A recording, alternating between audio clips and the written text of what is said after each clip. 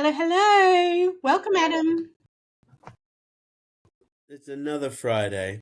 Another Friday. I am look at me. Don't even know which way. I meant to go like this. I'm sporting the automatic mouth merch right here. Oh, I need to do that. I want an automatic mouth t-shirt. Yeah, I'm going to have to hook you up, all right? Hook you up. Yeah. Yes, please. However, I trust that everyone so far is enjoying the breakdown of the presuppositions of NLP. We've done the first 4 and loved it so far. I'm loving it. I'm learning heaps, so that's brilliant. Bonus. And today we're going to move on and do the next 2. So let's get into it. Are you ready? Yeah, absolutely. Absolutely. Straight away I get this accent. I'm like, man, sexy ad. I need to be British. All right. So number 5 we're doing today is everyone is doing the best they can with the resources they have available. And the side note to this is that behaviour is geared for adaptation, and present behaviour is the best choice available. Every behaviour is motivated by a positive intent. There's a few different things to break down there, isn't it? It's a big group of sentences, and Yes. I think Always let's sparks break a them. massive conversation in the classroom. It does, doesn't it? It Yeah. really it's quite divisive, isn't it? With when you say something like every behavior is motivated by a positive intent, you see Yes. some people like sit up a bit straighter, the shoulders go back, like challenge accepted. It's on, bitch. And then we get into it. 100%. However, so let's talk about the first part of that then. Everyone is doing the best they can with the resources they have available. You and I have discussed this again when we've had discussions about parenting and our parents, haven't we? It's a great example. Great example. It is to be able to move past, those people who don't know our story.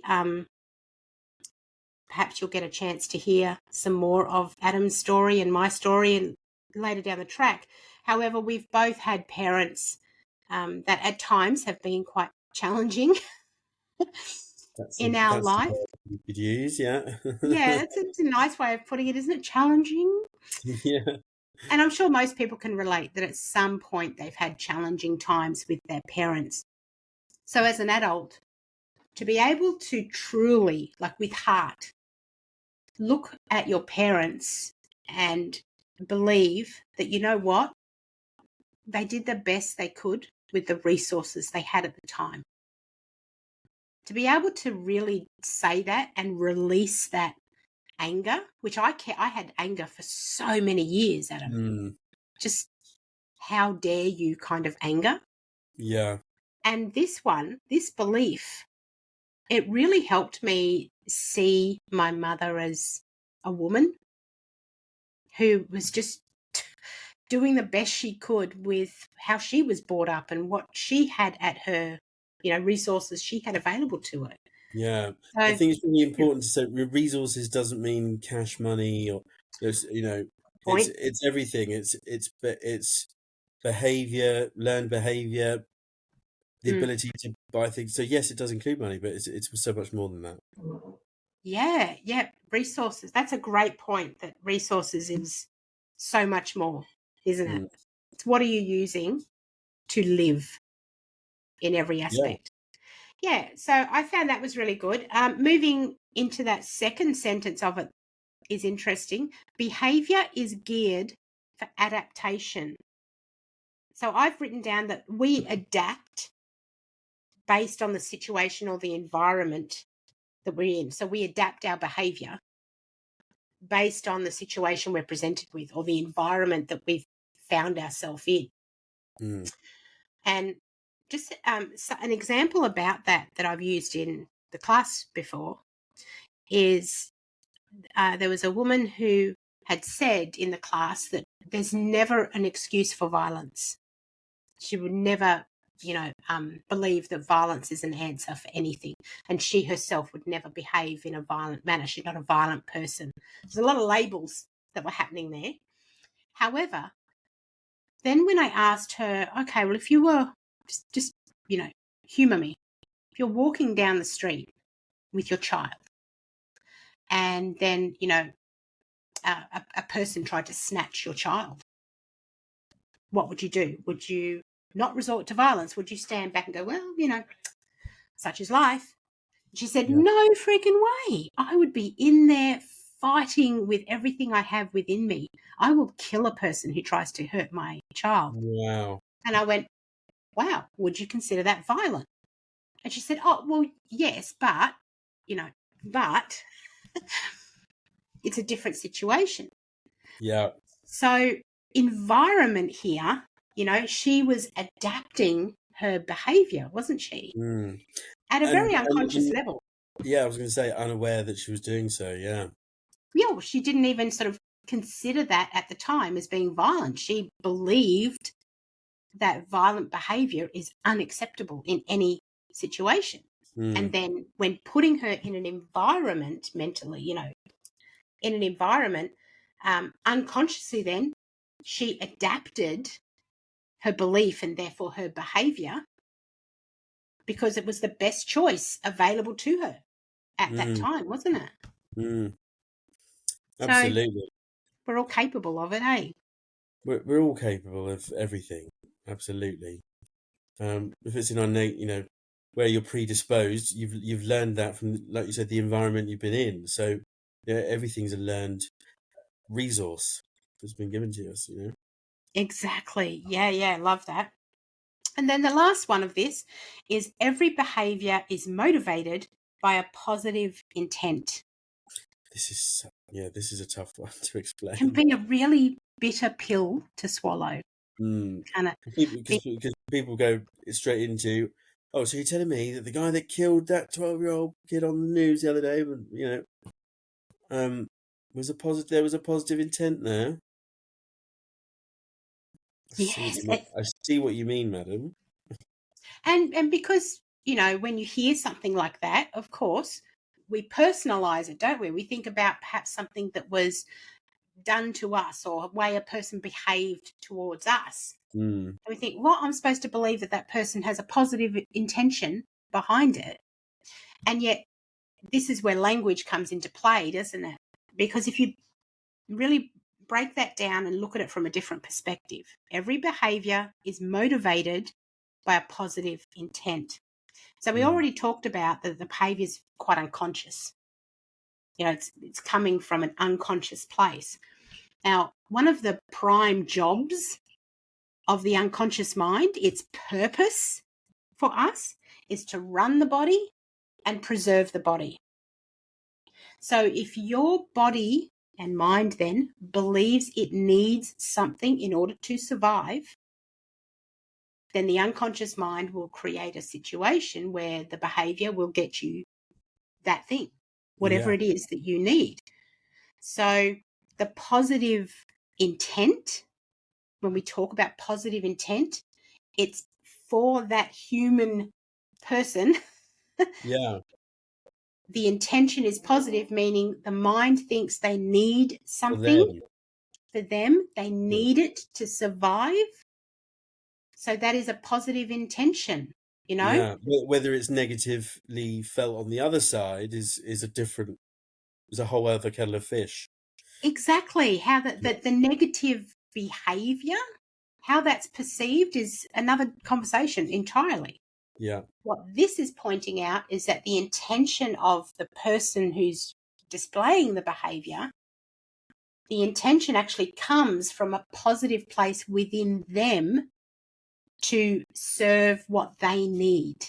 Yeah, absolutely. You explained it beautifully, darling. Stop. Thank you.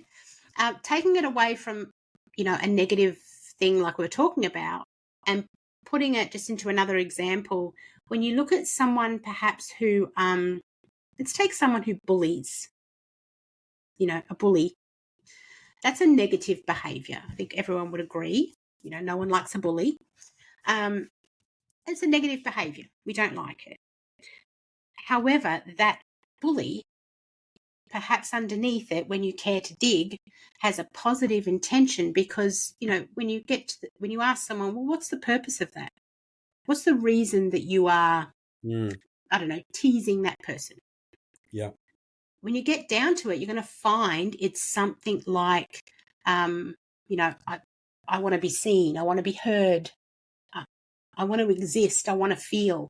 Something deep within them, a core need, has been left out or is not being nurtured. And so because of the environment perhaps that they have grown up in or that they exist in, the only way they know how to get a glimpse of that feeling of being seen is to bully, and they get seen. Get attention. Exactly. Yeah. So see how the intention is positive, though. They're craving something. They just don't have adequate resources to get and fill that hole in a more positive way. Absolutely. Was that a mic drop moment? I feel like it was. Was a full mic drop moment. You tied it all together like a seamstress. Oh, gosh, Adam.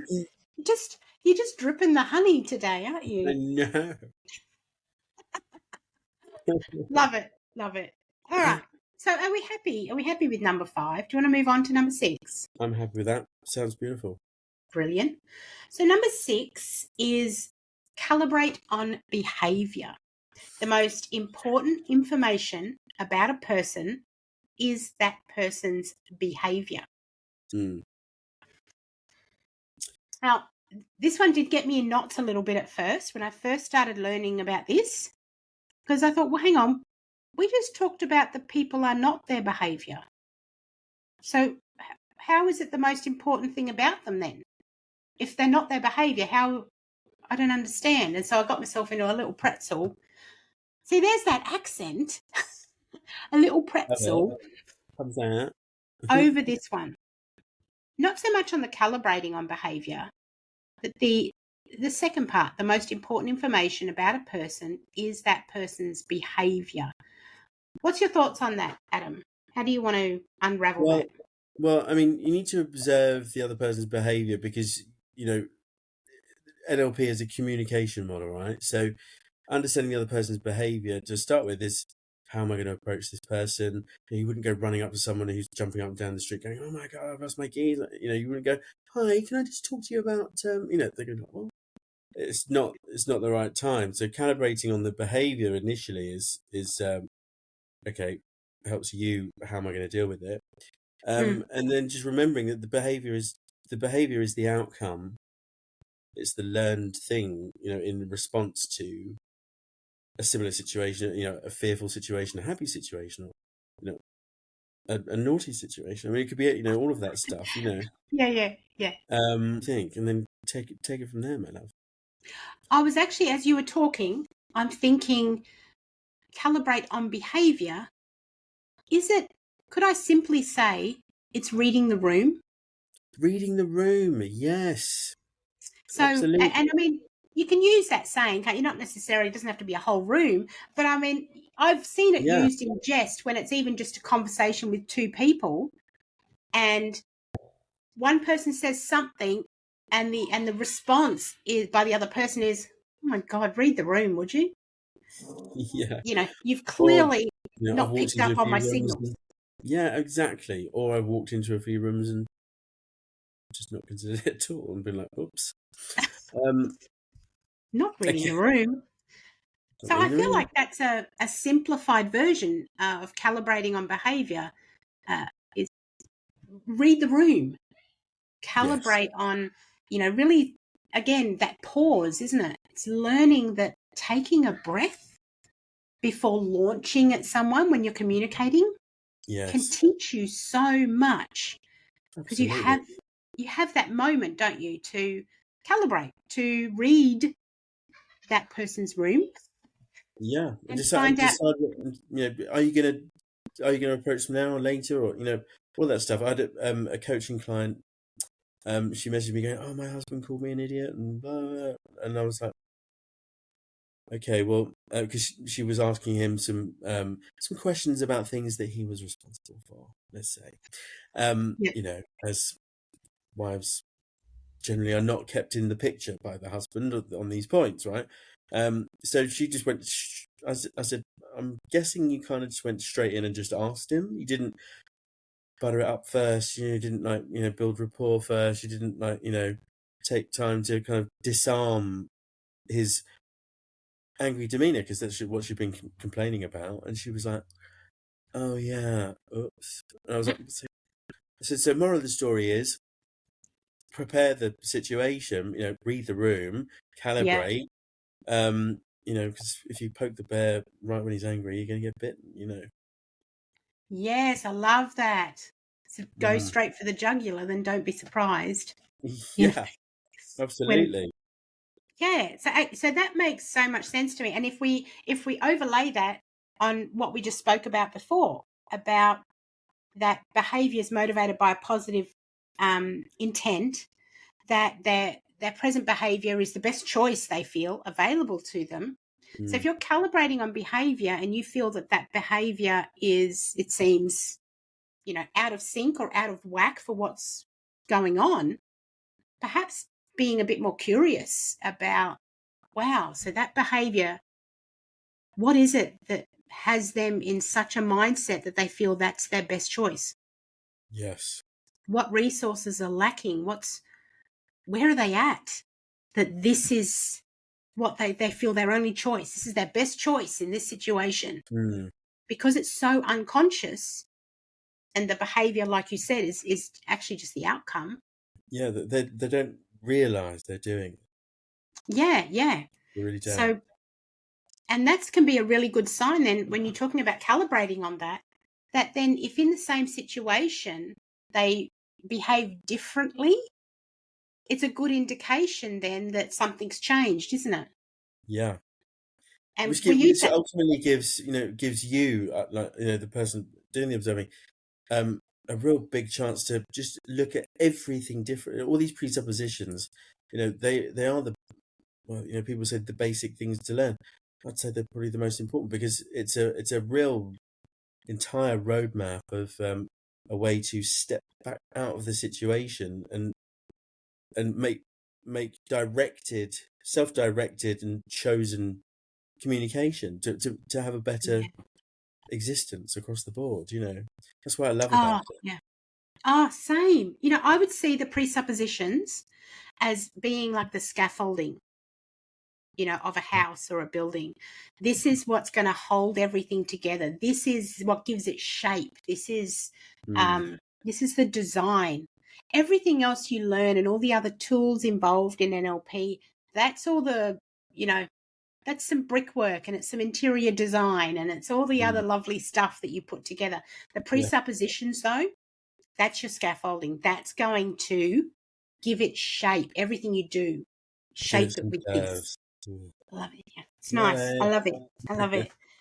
The other thing I want to mention for anyone listening who is a coach or works with helping in the helping fields Mm. is calibrating on behavior is a great way to just keep a personal eye, I suppose, on how someone is progressing through their through their journey, through their healing, whatever word you'd like to use. Good point. So, as a coach and a trainer, or mainly as a coach, I'd say, I might start the sessions talking to my client and watching their behavior responses when they're talking about a person or an event or a problem. What's their behavior like around it, as well Mm. as other things like their language and tone and all those sorts of things. And then once you've done some work with them and they've done a lot of work themselves, calibrate, do a check, just bring it up and say, hey, by the way, I'm curious, before you were really upset about XYZ. I'm just wondering how you feel about that now. Bring Yeah. it up and watch their behavior. Do they straight away respond and tense up and raise their voice and still? Yeah. Or have they softened, or do they laugh about it, or what's the difference? And so that's what it means by calibrating. Have they been able to change, or are Yeah, they still stood where you left them? exactly, because that behavior outcome is going to be a reflection or indicative of what's happened at the unconscious level in regards to their beliefs about that problem. Yeah. So the behavior is going to be the indicator for you on whether there has been change or not. Anyone can give you lip service, can't they? However, Absolutely. behavior will tell you really what's going on, I think. Yeah, that's the truth. I just answered my own question about, I just don't understand this one, people. You were just sending everybody off on a tangent. You knew all along. That doesn't sound like me at all. Not one bit. No. All right, brilliant. So I'm happy to wrap this episode up. Yes. It's been a great 20 minutes. I've absolutely loved it. I know. And I feel like it's been brilliant. Yeah. So we will be back next week. And what are we going to talk about? So we did 5. We're going to do, this is a great one, number 7, which confuses people regularly, I find.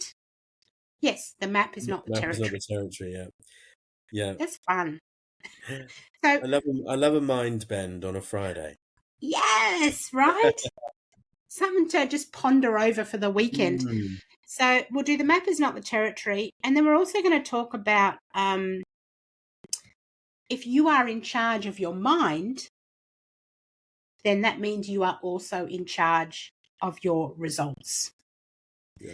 So sorry, that's kid. Sorry, not sorry. So we're going to tackle those 2 next week. It's going to be fun, informative, and probably swear words. Okay, we'll put more swear words in next time. It's been all right, Adam. Okay, have a lovely weekend, everyone. Always. Bye.